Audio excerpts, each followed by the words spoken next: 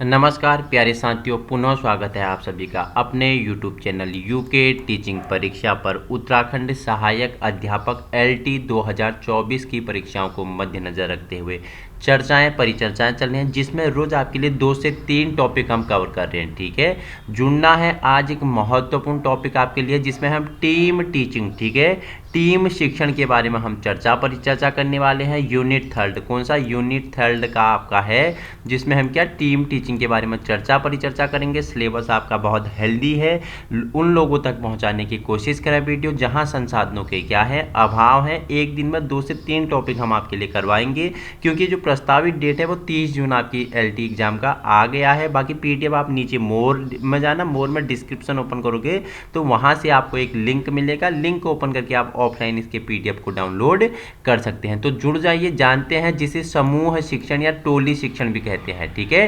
Team teaching क्या होती है। देखो, दल शिक्षण एक ऐसा शैक्षिक संगठन है जिसमें कक्षा में एक शिक्षक के स्थान पर विभिन्न विषयों के विशेषज्ञ शिक्षक एवं उनके सहायक होते हैं। ठीक है, क्या बोल रहा है कि दल शिक्षण बोलते हैं, समूह शिक्षण भी इसे बोलते हैं। ठीक है, शैक्षिक संगठन जो शिक्षा का संगठन है उसमें एक ऐसा क्या है, एक ऐसा स्थान रखता है टीम टीचिंग, जिसमें क्या विभिन्न विषयों के विशेषज्ञ शिक्षक में उनके सहायक होते हैं तथा वे सभी मिलकर प्रभावी ढंग से शिक्षण कार्य करते हैं। और वो सभी आपस में मिलकर क्या करते हैं, प्रभावी ढंग से शिक्षण कार्य करते हैं।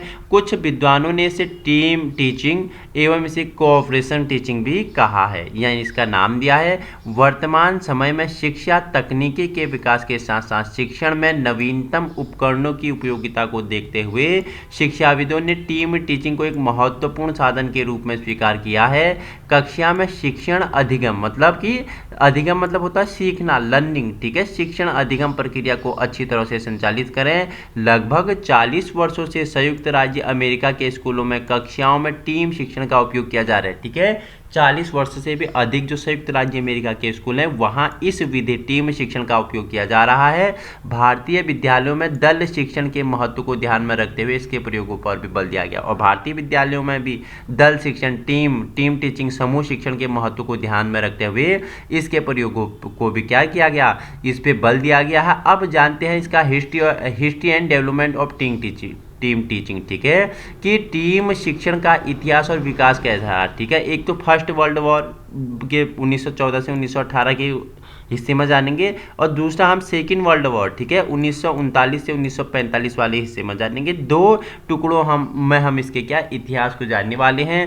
पहली बात करें क्या, द्वितीय विश्व युद्ध के बाद अमेरिका में एक संकट आया और कई शिक्षकों ने, लगभग 3 लाख शिक्षकों ने राष्ट्रीय हितों के लिए काम करने के लिए अपनी शिक्षण नौकरी छोड़ दी थी। ठीक है, अमेरिका में क्या आ गया बोल रहा है, जब सेकेंड वर्ल्ड वॉर होता है 1939 से 1945 तक, ठीक है, तो अमेरिका में कई शिक्षक, लगभग 3 लाख शिक्षकों ने क्या राष्ट्रीय हितों को मद्देनजर रखते हुए अपने शिक्षण नौकरी छोड़ दी।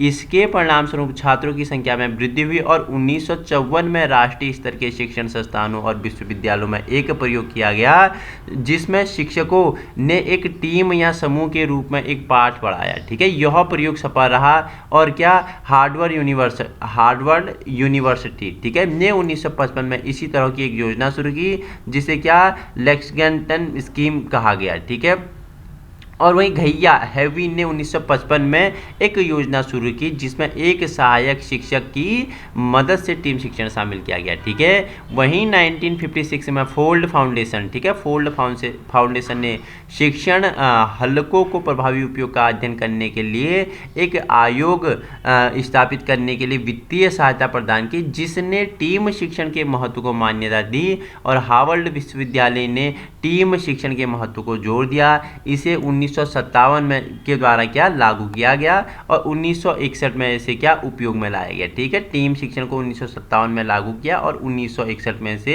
प्रयोग में लाया गया। 1970 के दशक में, ठीक है, इंग्लैंड में निर्देश की निगरानी पद्धति की शुरुआत हुई, जहां एक वरिष्ठ शिक्षक ने एक इमारत में 1000 छात्रों को पढ़ाने के लिए मॉनिटर नायकों के साथ काम किया। हार्वर्ड यूनिवर्सिटी और कैलिफोर्निया के क्या क्लियरमाउंट कॉलेज, ठीक है, कैलमाउंट कॉलेज ने टीम शिक्षण के विकास में महत्वपूर्ण भूमिका निभाई। हैरी बेकर एंड हैरी टाइलोर ने अपने शोध के माध्यम से टीम शिक्षण के रूप में परिष्कृत किया।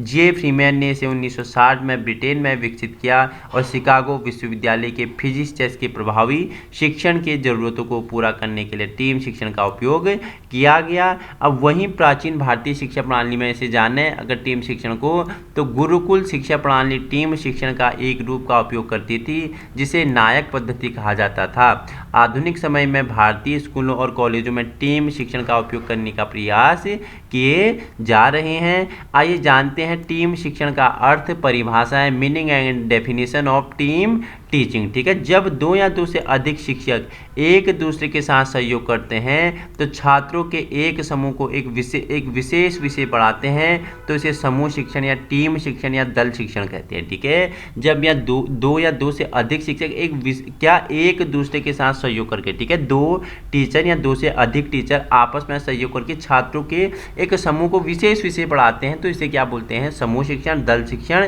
टीम टीचिंग कहा जाता है।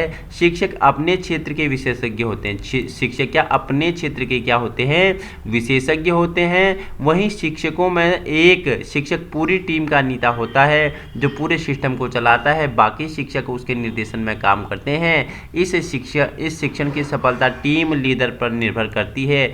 इस शिक्षण तकनीकी में शिक्षक आपसी में क्या करते हैं? सहयोग के आधार पर पढ़ाते हैं, इसलिए इसे सहकारी शिक्षण भी कहा जाता है। टीम शिक्षण के अर्थ को स्पष्ट करने के लिए विभिन्न विद्वानों ने विभिन्न प्रकार की परिभाषाएं दी। ठीक है, वॉरविक की परिभाषा है। ठीक है, वॉरविक ने क्या कहा कि टीम शिक्षण संगठन का एक ऐसा रूप है जिसमें व्यक्ति अपने छात्रों की आवश्यकताओं और अपने स्कूल की सुविधा के लिए उपयुक्त कार्य योजना तैयार करने के लिए, लागू करने के लिए समाधानों, रुचियों और विशेषज्ञों का पुल का क्या करता है? निर्णय लेता है। ठीक है, कॉलो ओल्सन ने क्या कहा? ओल्सन ने बोला कि एक निर्देशात्मक स्थिति जहां दो या दो से अधिक शिक्षक पूरक शिक्षण कौशल रखते हैं, निर्देश शिक्षिका विशिष्ट निर्देश शिक्षिका में लागू करने के लिए लचीले शेड्यूलिंग और ग्रुपिंग तकनीकी का उपयोग करते हैं, इसे क्या बोलते हैं?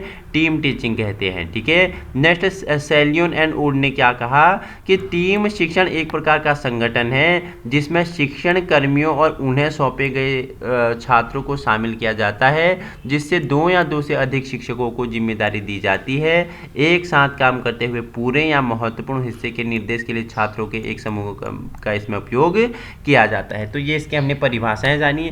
अब जानते हैं टीम शिक्षण की विशेषताएं क्या है। ठीक है, पहला विशेषता इसकी क्या है? सामूहिक उत्तरदायित्व। ठीक है, टीम शिक्षण दृष्टिकोण में शामिल सभी निर्देशात्मक कार्यक्रम की सफलता के लिए जिम्मेदारी साझा करते हैं। उदाहरण के लिए यदि गणित की कक्षा में छात्र किसी विशेष अवधारणा को समझने के लिए संघर्ष कर रहे हैं तो टीम शिक्षण के दृष्टिकोण में शामिल सभी शिक्षक इसे केवल एक शिक्षक पर छोड़ने के बजाय समाधान खोजने के लिए मिलकर काम करते हैं। ठीक है, गणित की क्लास है, उसमें किसी बालक को कुछ हल करने में समस्या आ रही है तो इसे एक अध्यापक पे नहीं छोड़ेगा, जितना भी वहाँ अध्यापक एक दूसरे के सहयोग करेंगे और उसका समाधान ढूंढेंगे। ठीक है, दूसरी विशेषता है एक साथ निर्देश। ठीक है, टीम शिक्षण में दो या दो से अधिक शिक्षक एक ही समय में एक ही कक्षा में छात्रों को निर्देश प्रदान करते हैं। उदाहरण के लिए एक विज्ञान वर्ग में एक शिक्षक एक व्याख्यान का नेतृत्व कर सकता है जबकि दूसरा शिक्षक छात्रों को व्यवहारिक गतिविधियों में मदद करता है। ठीक है, तीसरा पॉइंट है पूरी तरह से योजना। ठीक है, टीम शिक्षण के लिए पहले से पूरी तरह से योजना और संगठन की आवश्यकता होती है। उदाहरण, दो या दो से अधिक शिक्षकों पाठकों की योजना बनाने, निर्देशात्मक सामग्री बनाने और छात्रों की आवश्यकता को पूरा करने के तरीकों पर चर्चा करने के लिए नियमित रूप से मिल सकते हैं। ठीक है, चौथा पॉइंट है विजुअल एड्स का उपयोग। ठीक है, कि विजुअल एड्स जैसे कि मल्टीमीडिया प्रोजेक्शन, वर्ड्स हो गया, ठीक है, चार्ट्स हो गए, डायग्राम्स हो गए आदि का उपयोग अक्सर टीम शिक्षण के छात्रों की समझ और जुड़ाव को बढ़ाने में किया जाता है। उदाहरण के लिए शिक्षक छात्रों को जटिल अवधारणाओं को बेहतर ढंग से समझने में मदद करने के लिए वीडियो और छवियों का उपयोग कर सकता है। ठीक है, फिफ्थ नंबर का पॉइंट है सहयोग का विकास। ठीक है, टीम शिक्षण शिक्षकों के बीच सहयोग का आपसी समर्थन की संस्कृति को बढ़ावा देता है।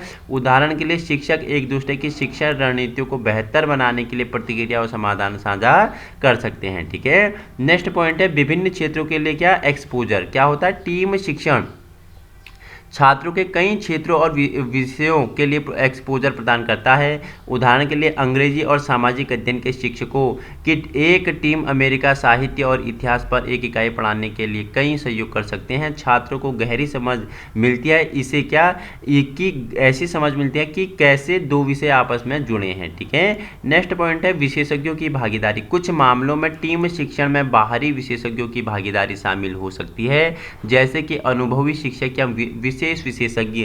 उदाहरण के लिए एक विज्ञान शिक्षक एक वैज्ञानिक को अपने शोध के बारे में कक्षा में बात करने के लिए आमंत्रित कर सकता है। नेक्स्ट पॉइंट है समूह कार्य के अवसर। ठीक है, टीम शिक्षण समूह कार्य के लिए अधिक अवसर प्रदान करता है। छात्रों के लिए उनकी क्षमताओं का और रुचियों के अनुसार काम करने की अनुमति देता है। उदाहरण के लिए शिक्षक समूह परियोजना को असाइन कर सकते हैं जो विभिन्न कौशल और ज्ञान को शामिल करते हैं। ठीक है, देखो कैलिफोर्निया में एक हाई स्कूल ने अपनी अंग्रेजी और सामाजिक अध्ययन कक्षाओं को एक टीम शिक्षण दृष्टिकोण लागू किया। अलग अलग विषय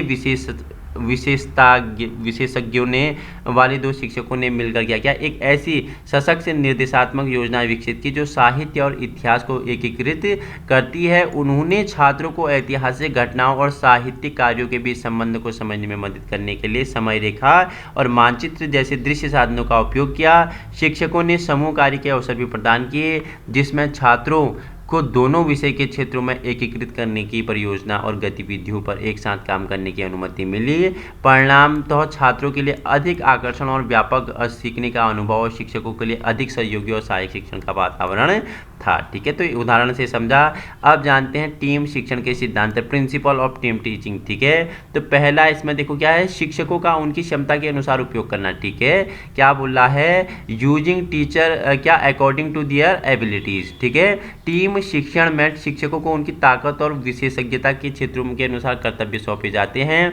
उदाहरण के लिए विज्ञान शिक्षक विषय पढ़ा सकता है जबकि एक गणित शिक्षक गणितीय अवधारणाओं को संभाल सकता है। ठीक है, सेकंड पॉइंट है कि समय सीमा का निर्धारण। क्या है, समय सीमा का निर्धारण इसमें सेकंड पॉइंट है। उसमें क्या बोल रहा है, टीम शिक्षण के लिए उचित समय प्रबंधन की आवश्यकता होती है। शिक्षकों को प्रत्येक पाठ या गतिविधि के अवधि की योजना बनानी चाहिए और यह सुनिश्चित करने के लिए शेड्यूल पर टिके रहना चाहिए कि दिए गए समय के भीतर पाठ के उद्देश्य प्राप्त हो सके। ठीक है, एक निश्चित समय के अंतर्गत शिक्षक को ऐसा समय निर्धारित करना चाहिए कि वो छात्रों को अधिक से अधिक जानकारी प्रदान कर सके, उसका ऐसा शेड्यूल हो सके जिसमें छात्रों के अधिक से अधिक क्या उद्देश्यों की प्राप्ति किया जा सके। ठीक है, तीसरा पॉइंट है छात्रों के लिए व्यक्तिगत अंतर को ध्यान में रखते हुए। ठीक है, छात्रों की अलग अलग क्षमताएं, सीखने की शैली और प्राथमिकताएं होती हैं। टीम शिक्षण में शिक्षकों को इन अंतरों को ध्यान में रखना चाहिए और छात्रों की विविध आवश्यकताओं को पूरा करने के लिए अपने निर्देश तैयार करने चाहिए। देखो सभी क्या है, सभी छात्र सभी बालक बालिकाएं अलग अलग है,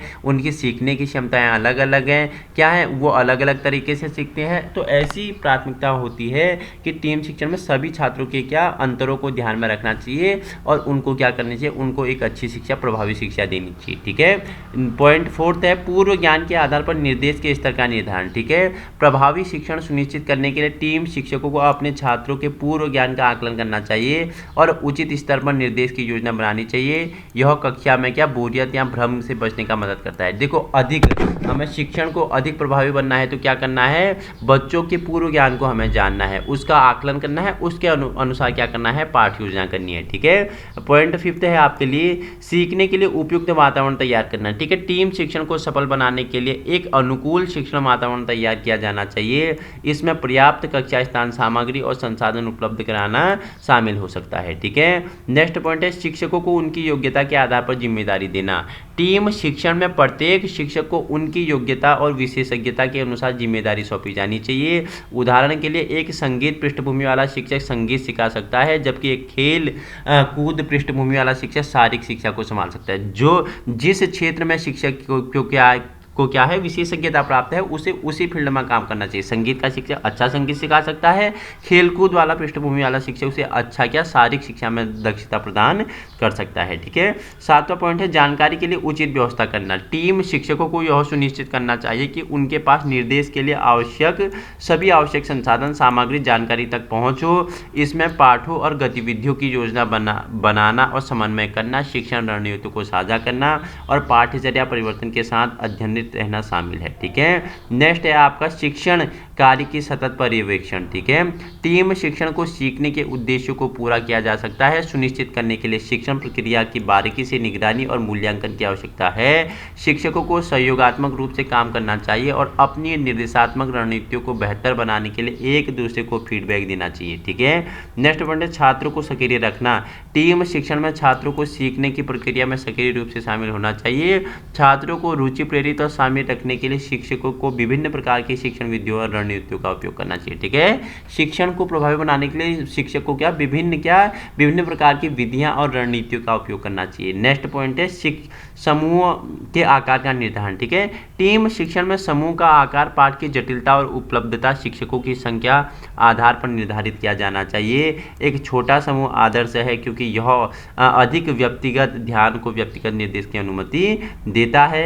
उदाहरण के लिए सीखने के परिणामों को बेहतर बनाने के लिए प्राथमिक और उच्च विद्यालयों में आमतौर पर टीम शिक्षण का उपयोग किया जाता है। उदाहरण के लिए एक विज्ञान वर्ग में विज्ञान कक्षा पर इकाई पढ़ाने के लिए विज्ञान शिक्षक और एक अंग्रेजी शिक्षक सहयोग कर सकते हैं। विज्ञान शिक्षक विज्ञान की अवधारणाओं पर ध्यान केंद्रित कर सकता है जबकि अंग्रेजी शिक्षक साहित्य विश्लेषण और लेखन बढ़ा सकता है। यह सीखने के लिए अधिक समग्र दृष्टिकोण प्रदान करने में मदद करता है और छात्रों को एक साथ कई कौशल विकसित करने की अनुमति देता है। ठीक है, अब जानते हैं दल का गठन के बारे में। टीम शिक्षण करते समय कितने सदस्यों को एक साथ रहना चाहिए? यह स्कूल के स्तर, स्कूल के प्रबंधन, स्कूल की सुविधाएं विषय पर निर्भर करता है। आमतौर पर टीम में प्रधानाध्यापक, शिक्षक, वरिष्ठ सहायक शिक्षक, प्रयोगशाला सहायक, टेक्नीशियन और कलर आदि शामिल होते हैं। लोगों ने टीम शिक्षण के लिए अलग अलग टीमों के गठन से संबंधित अलग अलग मॉडल प्रस्तुत किए हैं। उदाहरण के तौर पर स्लेपिंग और ओल्ड और किताब टीम टीचिंग ने दिया और लेक्सिंगटन टीचिंग टीम का एक छोटा सा मॉडल है। ठीक है, तो आइए आगे जानते हैं। देखो, दल संयोजक, ठीक है, टीम लीडर बोलते हैं, ST सीनियर टीचर बोलते हैं, टीचर अध्यापक हो गया, TA टीचर एड से हो गया सहायक अध्यापक। ठीक है, और CA हो गया। ठीक है, जिसमें लिपिकीय सहायक आदि होते हैं और टीम टीचिंग हो गई। ठीक है, इस प्रकार उपरोक्त सदस्य मिलकर शिक्षण कार्य करते हैं। बड़े स्कूलों में लेक्सिंगटन टीचिंग टीम का एक व्यापक मॉडल तैयार किया गया। भारतीय परिस्थितियों में आवश्यकता अनुसार छोटी छोटी टीमें भी बनाई जा सकती हैं और टीम संयोजक द्वारा वरिष्ठ शिक्षक 2 या 3 विषयों में सहायक शिक्षक, तकनीशियन आदि लिपिक होते हैं। आपसे पूछ लेगा कि दल शिक्षण में दल के गठन में ST क्या है? ST क्या है? सीनियर टीचर है। ठीक है, T क्या है? टीचर है। TA क्या है? अध्यापक सहायक है। इंपॉर्टेंट है। ठीक है, यहाँ से पूछ लेगा कि जो टीम टीचिंग है उसमें दल गठन में TA का पूर्ण नाम क्या है? TA क्या है? टीचर एड से TA। ठीक है, नेक्स्ट है टीम शिक्षण के प्रकार जान लेते हैं। Types of team teaching. ठीक है, एक ही विभाग के शिक्षकों की टीम। ठीक है, इस प्रकार के टीम शिक्षण में एक ही विभाग के शिक्षकों का एक समूह एक साथ कक्षा में पढ़ाता है और यह माध्यमिक और उच्च शिक्षा संस्थानों में आम आता है जहां एक विशेष क्षेत्र के कई शिक्षक होते हैं। उदाहरण के लिए एक हाई स्कूल के गणित विभाग में गणित के शिक्षकों का एक समूह कैलकुलस पाठ्यक्रम पढ़ाने का टीम बना सकता है। ठीक है, सेकंड आपका टाइप है एक ही संस्थान के विभिन्न विभागों में शिक्षकों की टीम। ठीक है, इस प्रकार के टीम शिक्षण में अंतः विषय निर्देश प्रदान करने के विभिन्न विभागों के शिक्षकों का एक समूह मिलकर काम करता है। उदाहरण के लिए एक शिक्षक प्रशिक्षण संस्थान में मनोविज्ञान, दर्शन, समाजशास्त्र और शिक्षा जैसे विभिन्न क्षेत्रों के शिक्षकों की टीम एक भविष्य के शिक्षकों के लिए व्यापक शिक्षा प्रदान करने के लिए सहायक हो सकती है। ठीक है, तीसरा पॉइंट है विभिन्न संस्थानों के एक ही विषय के शिक्षकों की टीम। ठीक है, इस प्रकार के टीम शिक्षण में अन्य संस्थानों के विशेषज्ञों को उन शिक्षकों की टीम में शामिल होने के लिए आमंत्रित किया जाता है जो पहले से ही किसी विशेष विषय को पढ़ा रहे हैं। इस प्रकार का टीम शिक्षण प्राथमिक विद्यालय में से लेकर उच्च शिक्षा विद्यालय तक किसी स्तर का भी हो सकता है। उदाहरण के लिए एक विश्वविद्यालय किसी विशेष पाठ्यक्रम को पढ़ाने में अपने स्वयं के प्रोफेसरों के साथ सहयोग करने के लिए किसी अन्य संस्थान के अतिथि प्रोफेसरों को आमंत्रित कर सकता है जिससे छात्रों को विविध प्रकार के दृष्टिकोणों की विशेषता मिल सकती हैं। आइए जानते हैं इसके चरण क्या हैं। इंपॉर्टेंट है, इसके चरण में आपके लिए सबसे पहले योजना आती है। ठीक है, प्लानिंग क्या होता है? यह टीम शिक्षण प्रक्रिया का पहला चरण है जहां शिक्षक शिक्षक उपयोग की जाने वाली निर्देशात्मक सामग्री, विधियों और रणनीतियों की योजना बनाते हैं। इस चरण में शिक्षक टीम के प्रत्येक सदस्य के उत्तरदायित्व, संचार रणनीति और दृश्य श्रव्य सामग्री के उपयोग पर निर्णय लेते हैं। उदाहरण के लिए विभिन्न विषयों के शिक्षकों का एक समूह जलवायु परिवर्तन पर इकाई को टीम टीच करने का निर्णय लेता है। वे प्रत्येक शिक्षक के लिए ऐसे उपयोग की जाने वाली सामग्री और गतिविधि है जो क्या सामग्री में योजना बनाते हैं। पाठ देने में प्रत्येक शिक्षक अपनी का भूमिका निभाती है। पहला क्या था, योजना था। दूसरा आपका व्यवस्था करना। तीसरा आपका परिणामों का मूल्यांकन करना। ठीक है, व्यवस्था करना, अरेंजिंग जान लेते हैं। इस चरण में प्रत्येक शिक्षक पहले चरण में बनाई गई योजनाओं के अनुसार अपने सौंपे गए उत्तरदायित्व को पूरा करने के लिए जिम्मेदार है। शिक्षक यह सुनिश्चित करने के लिए एक दूसरे के साथ समन्वय और सहयोग करते हैं कि निर्देश एक सुसंगत और प्रभावी तरीके से ज्ञात किया जा सके। उदाहरण के लिए उसी परिदृश्य में प्रत्येक शिक्षक योजना के अनुसार पाठ के अपने हिस्से को देने के लिए जिम्मेदार होते हैं। वे यह सुनिश्चित करते हैं कि समन्वय करने के लिए निर्देश और दूसरे को योगदान पर आधारित होना चाहिए। ठीक है, पहला योजना हो गया, दूसरा व्यवस्था करना हो गया, तीसरा क्या, परिणामों का मूल्यांकन। ठीक है, इस अंतिम चरण में टीम शिक्षण प्रक्रिया की प्रभावशाली और छात्र के सीखने के परिणामों का मूल्यांकन करती है। मूल्यांकन के पहले चरण में बनाई गई योजनाओं पर आधारित है और इसमें लिखित और मौखिक दोनों तरीके शामिल होते हैं। ठीक है, परिणामों के मूल्यांकन में लिखित और मौखिक दोनों तरीके शामिल होते हैं। उदाहरण के लिए शिक्षकों की टीम जलवायु परिवर्तन पर इकाई से संबंधित आकलन पर छात्रों के प्रदर्शन की समीक्षा करती है। वे टीम शिक्षण प्रक्रिया का प्रभावशाली निर्धारित करते हैं और सुधार के क्षेत्रों में पहचान करने के लिए परिणाम का विश्लेषण करते हैं। आइए अब नेक्स्ट जानते हैं, टीम शिक्षण के गुण जानते हैं। ठीक है, अंतिम स्लाइड है। देखो, पहला इसमें क्या है, प्रभावी और गुणात्मक शिक्षण। दूसरा है बेहतर कक्षा का प्रबंधन। तीसरा है सामाजिक कौशल का विकास। चौथा है श्रव्य दृश्य साधनों का उपयोग। पांचवा है प्रतियोगिता को बढ़ावा देना। छठा है समूह कार्य को प्रोत्साहन देना। सातवां है मनोवैज्ञानिक सिद्धांतों का पालन करना है। आठवां है वाद विवाद के अवसर। ठीक है, तो ये आपके क्या हो गए, इसमें टीम शिक्षण के गुण होंगे। ठीक है, जैसे प्रभावी और गुणात्मक शिक्षण पूछेगा तो टीम शिक्षण प्रभावी और उच्च गुणवत्ता वाला शिक्षण प्रदान करता है, क्योंकि इसमें कई शिक्षक शामिल होते हैं जो अपनी विशेषज्ञता और विविध दृष्टिकोणों को कक्षा में ला सकते हैं। उदाहरण के लिए एक विज्ञान वर्ग के एक शिक्षक सैद्धांतिक अवधारणाओं को समझाने पर ध्यान केंद्रित कर सकता है, जबकि दूसरा शिक्षक प्रदर्शित और जिसे छात्रों के क्या अधिक से अधिक आकर्षित का अनुभव कर सकते हैं। बेहतर कक्षा के प्रबंधन, कई शिक्षकों की उपस्थिति में कक्षा प्रबंधन के अनुशासन की समस्या को कम किया जा सकता है। उदाहरण के लिए यदि एक शिक्षक एक कठिन छात्र को संभाल रहा है तो दूसरा शिक्षक यह सुनिश्चित करते हुए पाठ को जारी रखे कि कक्षा में बाकी ट्रैक पर बच्चे क्या कर रहे हैं। ठीक है, तो ये इसके क्या हो गए, ये इसके गुण हो गए। 8 इसके गुण जाने, ज़्यादा इंपॉर्टेंट नहीं है, आप पीडीएफ से भी इसे पढ़ सकते हैं। ठीक है, आप जान लेते हैं टीम शिक्षण के नुकसान क्या होते हैं, सीमाएं क्या हैं। तो अतिरिक्त व्यवस्था और धन। ठीक है, टीम शिक्षण के लिए स्कूल की परिस्थितियों में अतिरिक्त व्यवस्था और धन की आवश्यकता होती है जो स्कूल के बजट पर बोझ हो सकता है। ठीक है,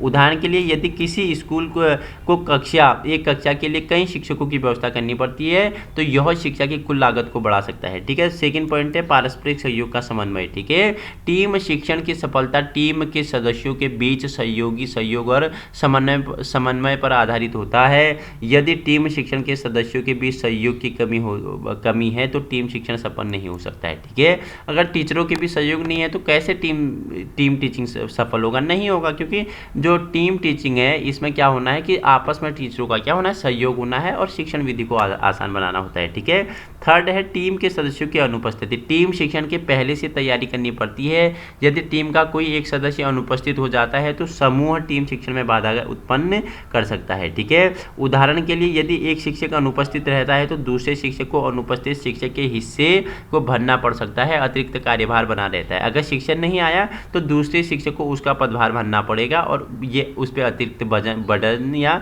बोझ बनता है। ठीक है, चौथा है व्यक्तिगत अंतर। टीम के सदस्यों के बीच व्यक्तिगत मतभेदों के टीम कारणों के कारण कई शिक्षाएं में क्या शिक्षण में कठिनाई आ सकती है। उदाहरण के लिए यदि एक शिक्षक की शिक्षण शैली का दृष्टिकोण दूसरे शिक्षक के भिन्न है तो यह टीम में संघर्ष का कारण बन सकती है। ठीक है, पांचवा अतिरिक्त वित्तीय बोझ। टीम शिक्षण स्कूल प्रबंधन पर अतिरिक्त वित्तीय बोझ बढ़ा सकता है। उदाहरण के लिए यदि स्कूल को टीम शिक्षण के लिए अतिरिक्त शिक्षकों को नियुक्त करना पड़ता है तो शिक्षकों को अतिरिक्त वेतन देना पड़ता है, तो यह स्कूल के खर्चे पर जोर डालता है। तो ये हमने क्या आज टीम टीचिंग जो आप आपके उसमें है दल शिक्षण, समूह शिक्षण के बारे में परिचर्चा की है। ये आपका बेस तैयार किया कि टीम टीचिंग है क्या, इसकी विशेषता है, इसके गुण, इसके सोपान, दल का गठन, ये हमने आपका बेस तैयार कर लिया। अब इसे हम महत्वपूर्ण एमसीक्यूज लगाएंगे, तभी लगाएंगे जब इस वीडियो से रिस्पॉन्स अच्छा मिलेगा। ठीक है, उन लोगों तक पहुंचाने की कोशिश करें, अपने उन साथियों या मित्रों तक पहुंचाने की कोशिश करें जो उत्तराखंड एलटी अध्यापक 2024 की क्या कर रहे हैं, तैयारी कर रहे हैं। वीडियो वहीं तक पहुंचाना हमारा मुख्य उद्देश्य है जहां संसाधनों के अभाव हैं। बाकी पीडीएफ नीचे मैं आपको डिस्क्रिप्शन पे वीडियो डालने अपलोड होने के बाद मैं क्या कर दूंगा, नीचे पीडीएफ भी इसका अपलोड कर दूंगा, आप निःशुल्क वहां से प्राप्त कर सकते हो। और इसी प्रकार की वीडियो पाने के लिए आज अभी अपने यूट्यूब चैनल यूके टीचिंग परीक्षा को क्या कर सकते हो, संलग्न कर सकते हो। वीडियो समय पर पाने के लिए बेल आइकन, ठीक है, सब्सक्राइब वाला जो घंटा बेल आइकन होते हैं उसे प्रेस कर सकते हो। वीडियो पसंद आए लाइक सब्सक्राइब शेयर करना आपका क्या होता है, आपका मन में आए तो करना है, क्योंकि आपका लाइक शेयर सब्सक्राइब ही क्या करता है, अधिक से अधिक वीडियो लाने के लिए क्या करता है, हमें क्या करता है, प्रोत्साहित करता है कि आपको मैं कितना अच्छा मैटर दे सकूं जिससे आपको बाहर पढ़ने की ज़रूरत ना पड़े। Thank you so much.